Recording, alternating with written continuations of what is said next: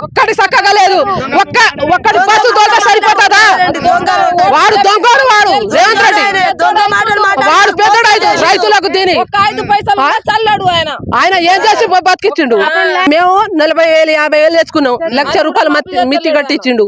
మాకు ఏంది గతంలో మీకు ఒక్క నిమిషం అధికారంలో రాకముందుకు మీతో ఓట్లు వేయించుకో ముందు దాన్ని ఏమని చెప్పిండంటే ఒక 2 లక్షలు నేను రుణమాఫీ బరాబర్ చేస్తాను చెప్పాడు. కానీ ఇప్పుడు ఏమంటుండు, దానికి మిత్తి ఎంత అయిందో మిత్తి కట్టిన తర్వాతనే 2 లక్షలు రుణమాఫీ చేస్తా అని చెప్తాను. అవును అట్లా చెప్తాడు. 2 లక్షలు కడితేనే రుణమాఫీ చేస్తా, లేకపోతే లేదని మళ్ళా తిరుగుతాడు రేవంత్ రెడ్డి. ఎందుకు తిరుగుతాడు? ఆయన ఉన్న హామీలు, ఆయన చెప్పిన హామీలు ఎందుకు నిలబెట్టలే? ఆయన 6 హామీలు అని చెప్పిండు. 6 హామీలు ఏడా?